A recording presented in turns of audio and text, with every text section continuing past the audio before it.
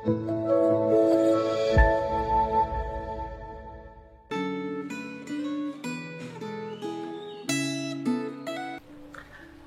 jemaat yang dikasihi Tuhan, biarlah kebaikan dan kemurahan Tuhan yang begitu luar biasa dan melampaui akal manusia itu senantiasa boleh menaungi kehidupan kita.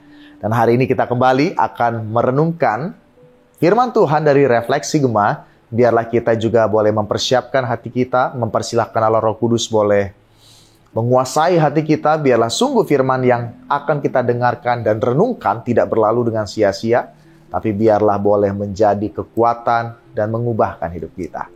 Oleh sebab itu, sebelum kita memulai, mari kita tundukkan kepala, kita berdoa. Bapa di sorga, kami rindu jamahan Tuhan.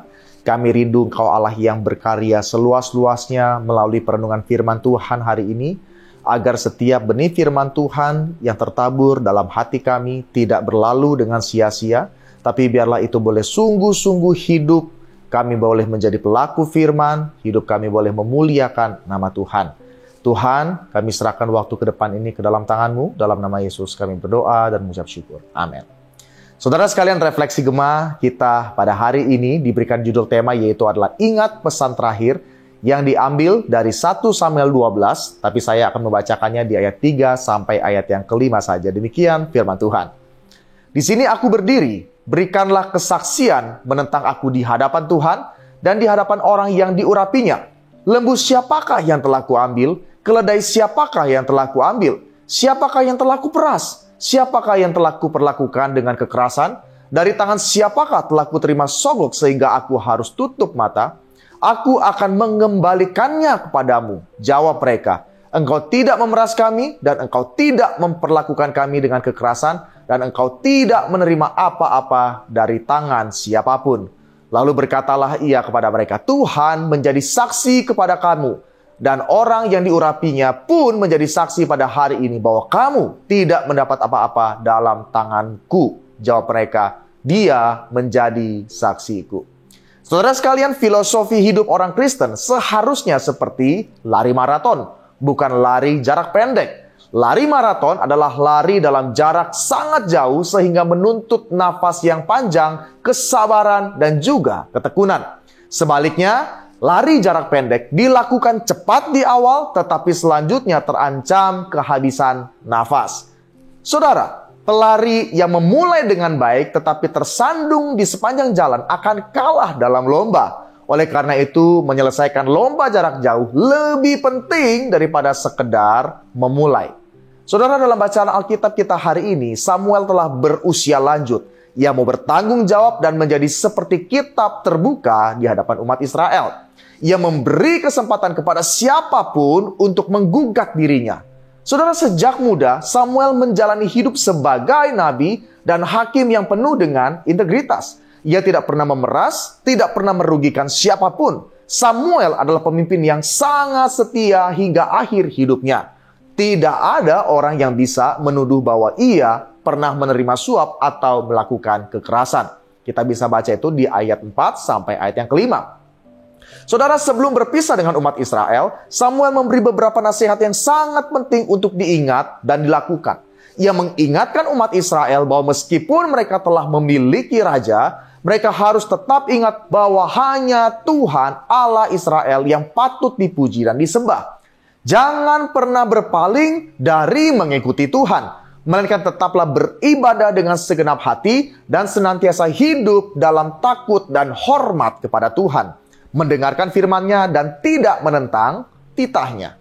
Saudara, nasihat ini berlaku juga bagi Raja Israel yang harus melakukan hal yang sama dengan umat Allah. Peringatan ini penting karena menuntut catatan sejarah. Bangsa Israel sering jatuh dalam penyembahan berhala. Kita bisa baca itu di ayat 10 dan ayat 21. Pemberontakan melawan Tuhan membawa konsekuensi menerima hukuman Allah. Meskipun demikian, Tuhan tidak akan membuang umatnya sebab Tuhan telah memutuskan untuk menjadikan Israel sebagai umatnya. Uraian di atas mengingatkan kita pada Tuhan Yesus yang bersedia memulihkan Petrus yang telah 3 kali menyangkal dirinya. Saat ini Tuhan Yesus pasti akan memulihkan kita bila kita terus mengikuti Dia. Saudara, Samuel menyebut Tuhan 32 kali di pasal ini karena keinginan hatinya adalah untuk melihat bangsa Israel itu kembali kepada Tuhan dan menghormati perjanjiannya. Marilah kita menempuh perjalanan iman kita dengan baik meskipun banyak rintangan dan godaan. Meskipun kita menjalani hidup yang tidak mudah, tapi biarlah kita tetap setia kepada Tuhan. Masih adakah berhala yang membuat hidup kita menjauh daripada Tuhan? Maukah kita melepaskan segala berhala itu dari hidup kita? Dan bila kita boleh memakai hidup kita untuk sungguh-sungguh menyenangkan Tuhan. Kita boleh pakai hidup yang telah ditebus ini dengan penuh ucapan syukur, dengan tetap setia kepada Tuhan. Karena itulah yang berkenan dan menyenangkan Tuhan. Kiranya hidup kita pun dapat menjadi kesaksian dan setiap orang dapat melihat Kristus yang hidup di dalam hidup kita. Mari kita tundukkan kepala, kita berdoa.